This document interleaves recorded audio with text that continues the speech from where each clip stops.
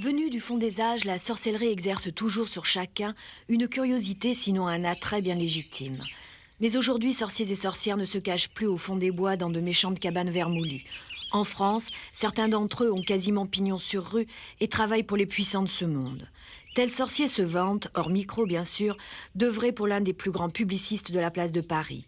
Tel autre pour la présidente d'une grande chaîne de radio et de télévision. Et tous n'agissent que pour le bien d'autrui. Je voudrais savoir ce que c'est qu'un sorcier d'abord. Bien, un sorcier, c'est à peu près bâti comme moi, c'est surtout un homme très ordinaire. Et c'est un homme qui s'est aperçu qu'il possédait des pouvoirs psychiques, des pouvoirs de l'esprit, et qui a mis ses pouvoirs au service, disons, de l'humanité, au service des autres, qui agit avec bonté, gentillesse et dévouement s'il fait partie des bons sorciers. À ma mine, je fais partie des bons. Dont on n'en trouverait jamais qui se disent mauvais, d'ailleurs, je vous le dis tout de suite. Comment on peut Là, le j'ironise pour mes confrères. Écoutez, si pour vous séduire, par exemple, j'emploie le sourire, c'est bien. Si je vous fais avaler un filtre magique, c'est que je suis dans les mauvais. Vous voyez, c'est simple comme tout. Alors, si vous avez... Alors vous dites que vous utilisez des pouvoirs psychiques, les Oui. pouvoirs de l'esprit. Qu'est-ce que ça veut dire exactement? Cela veut dire qu'il y a, si vous préférez, dans le monde dans lequel nous vivons, il y a l'humanité qui se compose de gens, d'une part. Il y a les gens ordinaires, puis il y a les zombies. J'en ai déjà parlé, mais je tiens à préciser cette notion. Les zombies, ce sont les gens qui travaillent, qui mangent, qui dorment, qui se couchent, qui remplissent des quantités de fonctions biologiques innocentes et pas toujours volontaires, bien sûr. Et puis il y a les gens ordinaires qui, eux, réfléchissent, pensent, ont une tête, un cerveau qui fonctionne. Je ne critique aucune des deux catégories, je n'en félicite aucune, mais je veux quand même préciser une chose. C'est que ceux qui réfléchissent, qui pensent, leur pensée a un poids, leur pensée a une force, leur parole a une charge, leur parole est chargée, et à partir de ce moment-là, leur pensée réalise ce dont parle la Bible ou les Écritures saintes ou dont on parle beaucoup. Eh bien, la parole réalise ce qu'elle affirme, autrement dit, le verbe devient efficace. Vous comprenez, la magie, c'est quelque chose qui peut rejoindre Dieu. Parce que c'est à base de prière, c'est à base d'appel, on appelle des forces positives. On dit toujours il vaut mieux s'adresser à Dieu qu'à ses saints. Bon, eh bien là, c'est pareil. Pourquoi s'adresser à des forces occultes en bas de l'échelon, alors qu'on peut s'adresser directement en haut? Pourquoi appeler un ange déchu, alors qu'on peut appeler un archange? Voilà. Vous savez, très souvent, des personnes viennent me dire, même Flavie, vous qui avez un grand pouvoir pour ceci, cela, vous voyez, cette femme a pris mon mari, pouvez-vous, je vous en prie, enfin, vous savez, tout le monde... non, c'est des choses que je ne touche pas. Je ne veux absolument pas toucher à cela, parce que je dis, mais pourtant, ce n'est pas mal, parce que c'est quelque chose de normal de vouloir retrouver mon mari, par exemple.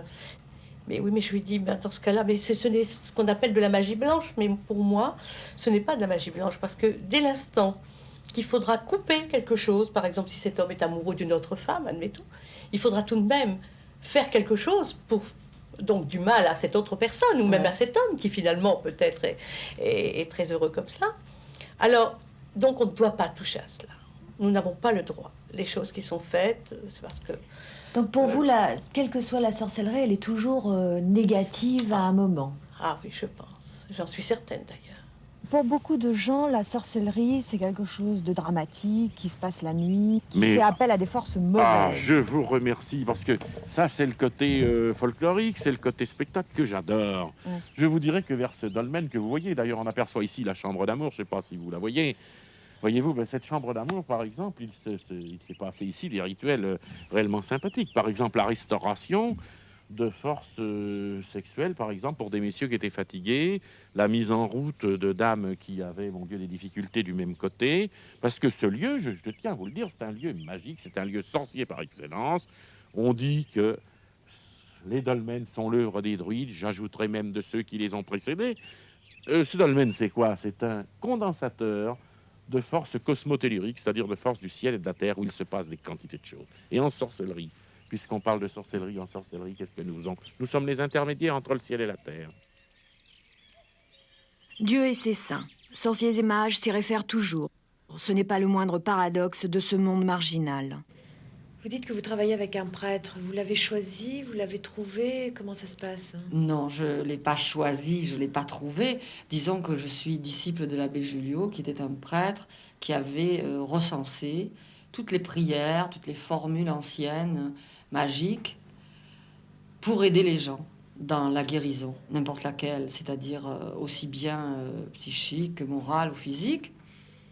Et ce prêtre-là croyait très très fort en ce qu'il faisait. Il puisait aussi bien dans l'Ancien Testament que dans le Nouveau. Il ne voyait pas de barrière pour aider quelqu'un. Et ce prêtre-là donc est mort et depuis très longtemps et a laissé des successeurs. Et le 5e successeur de l'abbé Julliot, qui est Monseigneur Olivier, c'est à lui que je m'adresse quand j'ai besoin d'aide. Les gens viennent à moi parce qu'ils veulent que je les aide, mais moi j'ai besoin de quelqu'un de plus haut pour m'aider. C'est la chaîne de l'humanité. Oui, mais dans la sorcellerie, il n'y a pas que le verbe. Mais il y a le rituel. Ouais. Il y a le rituel, il y a le gestuel. Et Qu'est-ce qui est le plus important? je crois que les deux sont des choses importantes, il ne faut pas les séparer. Le rituel est, je crois, supérieurement important pour le sorcier fatigué ou la sorcière fatiguée. Parce que le rituel a ceci de particulier, c'est qu'il vous relie à la chaîne de ceux qui vous ont précédé en sorcellerie, dans le rituel. Pour le sorcier, voyez-vous, l'espace, le temps sont des notions qui n'ont pas de limite au sens où nous l'entendons pour l'homme ordinaire. Pour nous, le temps, il n'y a pas de passé, il n'y a pas de futur. Il y a le temps qui est unique, qui est présent. Il est présent hier, il est présent aujourd'hui, il est présent demain. Alors le rituel, il nous relie instantanément à tous les instants du temps que je viens de décrire. Et nous puisons notre force dans ces instants du temps de ceux qui, pour beaucoup de gens, ont précédé, etc. Alors Sterna, vous pouvez me décrire un pentacle et me dire à quoi ça sert exactement? Le décrire, non, parce qu'il y en a plusieurs. Sont des signes qui sont apposés sur un morceau de parchemin vierge. Et ce signe a une symbolique qui correspond à quelque chose par rapport à la magie que l'on va effectuer pour une personne. Et ce pentacle est effectué à certaines heures, justement parce qu'il est prévu pour telle ou telle cause. Les heures changent. Et elle change selon quoi? Elle change selon le sens qu'on veut lui donner. Par exemple, mettons que ça soit pour trouver du travail. Pour trouver du travail. Moi, je vais vous demander un pentacle pour trouver du travail. C'est pas moi qui fais les pentacles, d'abord, je voudrais dire. Moi, personnellement, je ne les fais pas. Ils sont faits par des prêtres avec lesquels je travaille, qui sont des prêtres guérisseurs.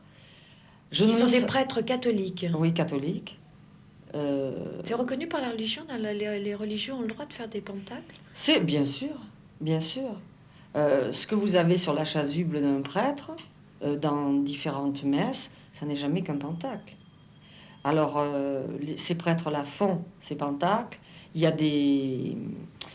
Comment on appelle ça? Il y a des encres qui sont faites avec des matériaux naturels et qui correspondent selon les couleurs ou les signes au travail qu'on demande. Ils sont ensuite consacrés derrière l'autel avec une messe. Et quand la personne demande, par exemple, un travail de magie et que je sente qu'il est nécessaire de lui donner un pentacle, j'envoie ce pentacle ou je commande le pentacle X à ce prêtre qui va le consacrer au nom de la personne à l'heure correspondante par rapport à ce qu'elle demande. Et ça apporte quoi, un pentacle, par rapport C'est un support de force, c'est une sorte de catalyseur. C'est grand comment? C'est grand comme une carte, là, comme celle-ci, par exemple, ce format-là. Ensuite, une fois qu'il est fait, il a été consacré, le nom de la personne est inscrit dessus. Il y a des lettres assez souvent hébraïques, pas toujours, mais assez souvent. On le roule et on l'attache avec des fils et on ferme par 3 nœuds, en disant une sorte de prière, de fermeture, de clôture. C'est-à-dire que ça scelle cette espèce de force. Et la personne porte ça sur elle. C'est le même genre qu'une médaille, sauf qu'elle a été faite pour vous. Et comme c'est fait sur un parchemin, c'est un matériel vivant. Donc, c'est une force, c'est une charge. Gisèle Flavie préfère les pierres trouées. Elles n'ont pas de but précis. D'une manière générale, ces pierres sont bénéfiques. Gisèle Flavie va les chercher chaque année à la même époque au bord de la mer. Et c'est la nuit, bien sûr, et où il y a des offrandes qui sont faites, une fois par an simplement. Des offrandes qui sont faites à la mer. Quel genre d'offrande? Eh bien, ce sont des rubans qui sont noués de telle façon et de telle couleur et qui, à un moment donné, au moment de la position de la Lune, à ce moment-là, à une heure bien précise, ces offrandes sont avec, bien sûr, des bougies allumées, etc. Et très souvent, on a l'impression qu'il y a, même s'il n'y a pas du tout de vent, d'un seul coup, le vent commence à souffler. Je ne peux pas expliquer là.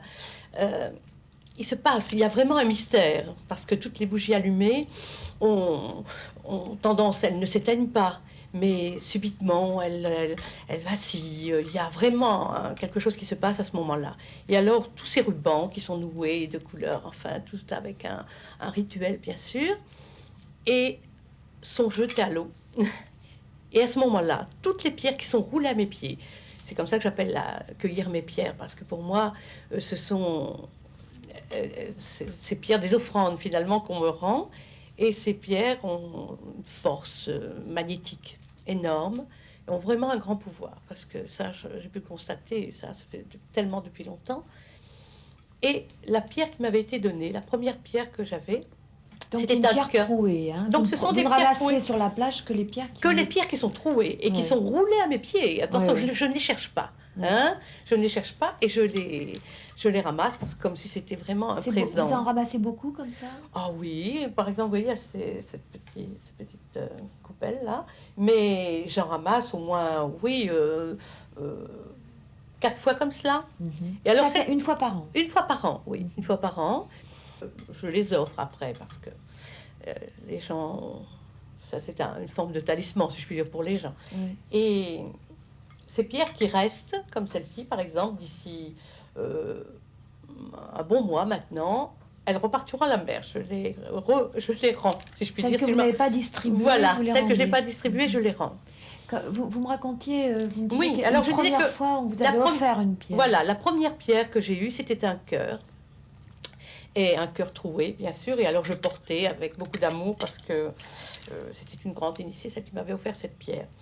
Et j'étais avec des amis, nous étions 5-6 personnes, c'est des amis en Sologne. Et déjà, là, cet endroit est assez curieux. D'ailleurs, s'était passé pas mal de phénomènes. Et nous étions en train, debout, avec mes amis, de parler. Je ne sais plus de quoi, d'ailleurs. Et d'un coup, ce cœur que j'ai promené avec moi depuis au moins 30 ans autour de mon cou, comme celle-ci, s'est détachée. Alors, ça pourrait paraître surprenant, c'est détaché, mais qu'elle se détache, admettons. Le cordon était resté autour de mon cou, et c'est un cordon de cuir. Et le cœur s'est brisé à mes pieds. Et mes amis, connaissant évidemment l'importance de cette pierre, on a vraiment j'ai blémi. Je dis, il se passe quelque chose à cet instant précis. Mais je n'ai pas fait le rapprochement de quoi, je dis. Et alors, on a noté l'heure. Et c'était à l'heure même où cet ami décédé. Dans votre livre, Un sorcier vous parle, vous parlez des pouvoirs magiques de l'œuf qu'on utilise beaucoup en sorcellerie. Je parle du pouvoir magique, non pas de l'œuf, mais des œufs en général. Il faut d'abord que je vous dise que les œufs ont une construction géométrique très spéciale. Si vous vouliez, par exemple, faire une expérience, vous prenez l'un de ces œufs, vous les prenez pointe à pointe dans les mains que vous mettez comme ceci et vous serrez très fort, vous n'arriverez pas à casser un œuf. Mettez-les en travers, vous aurez une surprise. Vous ferez une omelette baveuse avec coquille, une omelette baveuse. Bon. Non, je parle du pouvoir des œufs en général et c'est intéressant parce que je vis à la campagne, j'ai affaire à des propriétaires de toutes sortes et je peux vous dire que il existe des terres qui sont maléficiées sur lesquelles on ne récolte rien ou sur lesquelles les bêtes qui vivent tombent malades, ce qui est quand même un manque à gagner pour l'éleveur ou pour le cultivateur. Alors, voici comment ça se passe. J'ai pris ces petits feuillets, ces petits bouts de bâton avec des feuilles, simplement pour vous montrer comment on peut utiliser les œufs pour protéger une propriété. Voyez-vous? Et je demande à mes amis cultivateurs, et Dieu sait que j'en ai, de faire très attention à ce que je fais, parce que c'est quand même une indication qui peut leur être utile. J'espère que tout se passe bien et que je ne vous gêne pas. Alors voyez-vous, voilà donc par exemple une propriété qui ressemble grosso modo à un rectangle. Le nord est en face de nous. Eh bien, qu'est-ce qu'on fait? D'abord, à la base, aux deux coins, aux deux angles de la propriété, on dépose 2 œufs avec la petite pointe, la pointe la plus petite de l'œuf, tournée en direction du nord.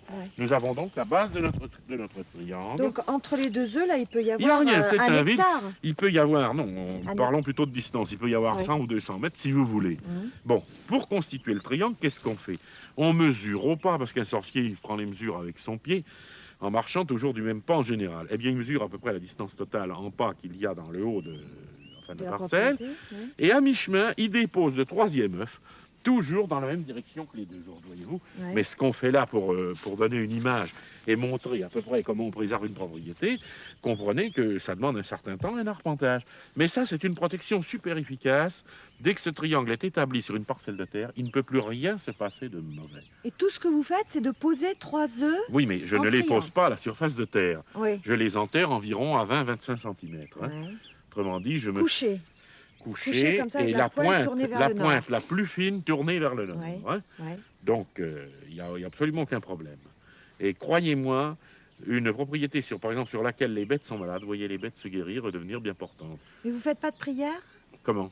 Vous faites pas une prière? Ah non, ça, il s'agit d'un rituel de l'œuf. Ah oui. Ça n'a rien à voir, c'est un rituel de geste, si vous préférez. Oui. Ça n'a rien à voir avec une prière en particulier, on s'adresse à aucune puissance en particulier. Là, ce qu'on manipule, ce sont des énergies créatrices qui sont, si vous préférez, dans l'œuf et dans l'environ de l'œuf, parce que n'oubliez pas que ces œufs, c'est important de le dire, sont des œufs fécondés. Oui. C'est-à-dire que les poules qui ont pondu ces œufs ont fréquenté un coq qui leur a fait le nécessaire. Oui. Voyez-vous, ce qui est quand même Mais alors, indispensable. est-ce que par exemple, si moi j'avais un lopin de terre aride, Oui. je mets 3 œufs en triangle? Alors, si Est-ce votre que ça lopin va de me terre est rendre ma aride... terre, un Ah peu non, plus- ça vaut le... Non, rien non, du non. tout. Alors là, ne rêvons pas quand même, il faut dire les choses comme elles sont. Non. Là, Ouais. il n'y a aucune possibilité. Non, Ouais. mais je parle de terres qui ont été victimes de maléfices, tout simplement. Parce qu'il existe dans les sorciers, des sorciers comme moi qui luttent contre la mauvaise sorcellerie ou la mauvaise magie, mais vous avez aussi des sorciers qui produisent cette mauvaise sorcellerie, cette mauvaise magie, qui passent leur temps ou qui ont leur distraction en faisant des espèces de petits mauvais tours à leurs voisins ou à leurs voisines. Je recommande toujours cela. Voilà. Dans une maison où on pense qu'il y a des mauvaises ondes, de mettre, et alors ça c'est vérifiable même au pendule, hein, de mettre sous votre lit une bassine, non pas en plastique, mais en fer ou en métal, pas en métal, je veux dire en terre, une bassine d'eau, et sous le lit. Ouais. Et rejeter cette eau, enfin tous les jours, et en remettre une autre, etc. Parce que l'eau va prendre toutes les mauvaises ondes et les mauvaises charges. Alors, prendre des douches, faire couler souvent l'eau du robinet, etc. Parce que ça chasse en même temps, c'est un absorbant, si je puis dire. Alors voici quand même l'eau dont on a déjà parlé, mais voici quand même un recueil d'eau qui est tout à fait intéressant. Nous nous trouvons en ce moment en lune descendante. Et je crois savoir à votre mine, vous ne me l'avez pas dit, que vous avez quand même une période douloureuse dans le mois. C'est la période féminine qui est pénible pour certains. Eh bien, à partir d'aujourd'hui, cette période, vous verrez qu'elle sera très facile. Je vais tout simplement vous faire un traitement un peu particulier. Voyez-vous, il ne faut pas vous désoler. C'est pas... Non, n'ayez surtout pas peur. Attendez qu'on vous retresse le poil. Vous voyez, tout simplement ceci, ça a l'air de rien, et sous le menton également. Bon, ben maintenant, vous laissez retomber le tout, et vous verrez que vous aurez des résultats phénoménaux, et vous verrez que les questions de règles pour vous se passeront merveilleusement bien. Oui, et c'est tout bête, parce qu'on est en lune descendante. Ouais. Par contre, si vous étiez nourrice et que vous ayez un enfant à l'été et que, mon Dieu, vous ayez du mal à boire du lait, on vous fait boire la même eau, mais en lune montante. Ah, c'est intéressant ça. Non, mais elle se marre, mais enfin, je vois pas pourquoi, parce que franchement, croyez-moi, il y a beaucoup de... Je ne dirais pas de vieilles dames, parce qu'il n'y a pas de vieilles dames qui allaitent dans notre pays. Les femmes ne sont pas si vaillantes que ça dans le Morvan quand même. Elles sont splendides, mais quand même, elles Et arrêtent. elles viennent boire de l'eau à la lune montante? Non, n'exagérons rien, mais enfin, ça fait partie des vieilles connaissances. Et certaines personnes qui utilisent ce genre de rituel se cachent bien sûr, parce qu'il y a toujours la crainte de la petite moquerie locale, fort gentille d'ailleurs. Enfin, c'est poétique et c'est efficace. Et alors, donc, en lune descendante, c'est bon pour les femmes, en lune montante, c'est bon aussi d'une autre manière. Mais Ah après, non, ça- non, je vous vois venir. Vous vous dites c'est bon pour les femmes, vous pensez tout de suite aux hommes quand on pense à la lune montante, n'exagérons rien. Non, on n'en est pas là. Hein. Oui, j'allais vous demander qu'est-ce que ça peut faire aux hommes, cette eau. Ce que ça peut faire aux hommes, alors là, je vais vous le dire tout de suite, ça leur donne généralement de bons pieds pour la marche. Ouais. Donc, je veux dire que les gens qui ont des difficultés avec des chaussures ou des difficultés de pied, de marche, enfin les gens de sexe masculin, cette eau, généralement, leur donne de très bons résultats. Et par contre, les femmes qui auraient mal aux pieds, elles, ça pas Rien du d'action. tout, non. Il Ah y a bon quelque chose de très particulier. Ouais. Mais vous savez, ça a été basé sur, disons, des milliers d'années d'observation. Moi, j'ai recueilli tout doucement ces traductions, ces traditions, excusez-moi, en interrogeant l'un, en interrogeant l'autre. Parce que ce sont des traditions orales. C'est des traditions orales. Je racontais justement l'histoire de cette petite clochette qui était toujours, qui venait de très très loin parce que transmise de famille en famille, enfin etc., qui m'avait été donnée finalement, et c'est moi qui l'ai maintenant, et qui sera transmise à ma fille, parce que toujours par la branche des femmes que les secrets, les rituels sont transmis. Et cette petite clochette a le pouvoir, chaque fois, elle a toujours été dans ma chambre, chaque fois qu'il se passait un événement dans la famille, ou qu'il se passait même quelque chose d'heureux, de malheureux, ça fait rien. La nuit, elle cliquetait, sans aucune raison d'ailleurs, et c'était quelquefois rassurant, mais c'était quelquefois angoissant, ça dépendait les moments. Alors je racontais cela, et puis une personne est venue de très loin, en me disant, Madame Flavie, il faut absolument que vous me fassiez une voyance avec votre clochette, je veux absolument. Et je dis, écoutez, ma clochette, c'est quelque chose de très personnel, je veux pas... Enfin, elle a tellement insisté que j'ai pris la petite clochette, et je crois que c'est la seule fois que j'ai fait une voyance avec la clochette, voilà pourquoi. Et elle me donne une photo d'un homme, parce que je travaille beaucoup sur les photos, la photo d'un homme, je mets, c'est un support, si je puis dire, la petite clochette sur la photo, et je me concentre. Et alors, en voyance certainement profonde, je commence à décrire une chambre avec des détails qu'elle pouvait elle seule connaître. Et puis je dis, mon Dieu, parce que je voyais cet homme évoluer dans cette chambre. Et alors je dis, comme c'est joli, mon Dieu, et puis ces petits bibelots, et la couleur, parce que c'était en couleur en plus, la vision que j'avais. Et d'un seul coup, ce qui m'a un peu réveillée, si je puis dire, de cette... par une transe, c'est pas exactement ça, cette personne qui riait. Alors je dis, mon Dieu, qu'est-ce que j'ai fait? J'ai dit une bêtise. Oh, elle dit, non, rassurez-vous, ce n'est pas ma chambre que vous avez décrite, c'est celle de ma meilleure amie. Et je soupçonnais mon mari, mais vous voyez, vous m'en avez donné la preuve. Ah, alors ça, j'ai dit, plus jamais je me servirai de ma petite clochette pour faire de la voyance. Voilà. Je crois que les sorciers sont d'abord des gens qui connaissent énormément les plantes. Ils ne sont pas d'abord, ils sont aussi des gens qui connaissent les plantes. Oui, j'ai parlé dans un de mes livres qui s'appelle Un sorcier vous parle d'une plante particulière au Morvan parce qu'elle est sur un terrain d'élection. Cette plante s'appelle Lotus corniculus, c'est le lotier corniculé qu'il ne faut pas confondre avec le lotier commun qui est cultivé comme plante à fourrage. Alors ce lotier corniculé sur terrain calcaire n'a aucune valeur, mais s'il est récolté sur terrain granitique, il a une particularité extraordinaire. C'est d'apporter très souvent la guérison complète à de grands malades nerveux. Et j'ai eu, disons, d'énormes succès sur de grands nerveux avec cette plante. J'ai eu tellement de succès que ça m'a valu d'ailleurs à un certain moment en France la visite, enfin disons, des autorités de justice qui ont fort bien compris mon problème et qui se sont conduites avec moi avec beaucoup de courtoisie, je dirais. Oui. Et par la suite avec reconnaissance, puisque disons que dans cette profession, il y a aussi des malades, et le sorcier a encore là aussi son utilité, voyez-vous. Alors, vous voyez comme c'est très délicat de poursuivre celui qui vous guérit. Mais vous parlez de cette plante, mais vous avez également écrit un bouquin qui s'appelle Mes recettes pour un amour fou. Mes recettes magiques pour un amour fou, oui, Ouais. ben ça n'a absolument rien à voir avec le lotier corniculé, oui. Mais vous C'est savez, aussi des plantes. il n'y a pas que des plantes, il y a toute espèce de recettes. C'est un bouquin qui est presque un bouquin d'ethnologie, un bouquin de sorcellerie, mais de sorcellerie construit par un ethnologue que je suis à mes moments perdu. C'est des recettes que j'ai glanées dans le monde entier, qui sont parfois extraordinaires. J'explique, par exemple, j'ai des recettes très bizarres. Par exemple, j'explique comment, par exemple, les femmes africaines se refont ou se refaisaient, il n'y a encore pas tellement longtemps, une virginité. Alors, ça peut quand même intéresser, enfin... Vous croyez? Ça peut intéresser des femmes, pourquoi pas? La recette, je vous la donne. Bon, Les alors, femmes allons-y. africaines font un feu de bois de santal Ouais. dans un panier entre leurs jambes, couvrent le tout, se font fumer, si vous préférez l'appareil génital, comme un jambon de Bayonne, ou un jambon du Morvan, si c'est mieux, puisque nous y sommes. Et qu'est-ce qui se passe? Eh bien, elles obtiennent, paraît-il, des résultats. Ça fait partie des recettes magiques employées en Afrique. Dans le Morvan, on n'en est pas encore là. Et j'espère qu'on n'en est plus là, même en Afrique. Jacques Bernstein, comme pour s'excuser de ne pas nous confier tous ses secrets, a choisi la plaisanterie grivoise. Mais lorsqu'on parle d'envoûtement à Gisèle Flavie, elle ne rit plus. Totalement opposée à ces pratiques, elle a pourtant envoyé l'anathème, il y a 10 ans de cela, à un homme qui avait tué son chien de la manière la plus cruelle. La vengeance du chien, ainsi que l'appelle Gisèle Flavie, dure encore. Atroce, abominable, ça n'a pas de nom.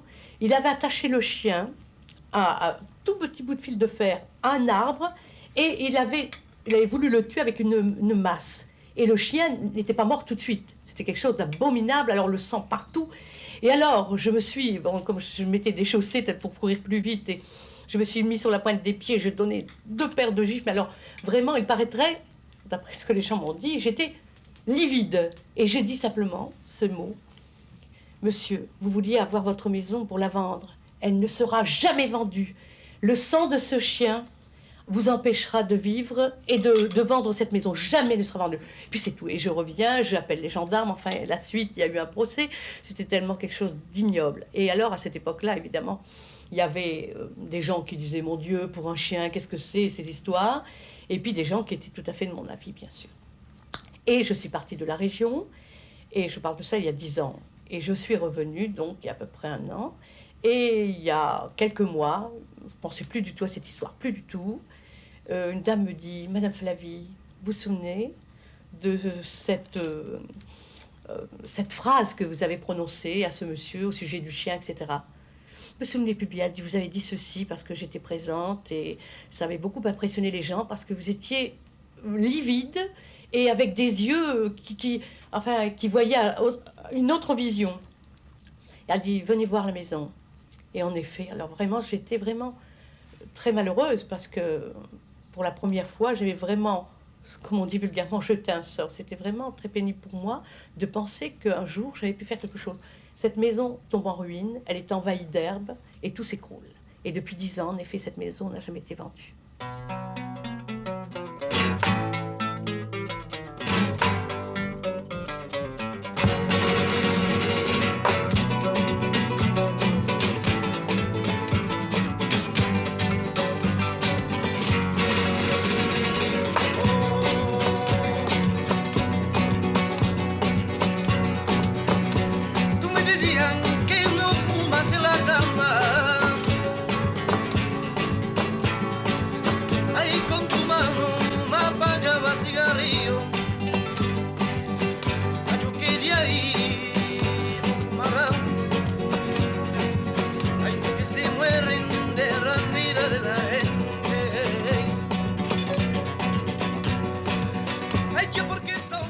Envoûtement, retour d'affection, recettes sorcières, pentacles magiques, tous les remèdes de la sorcellerie ou de la magie sont donc employés quotidiennement pour qui les demande.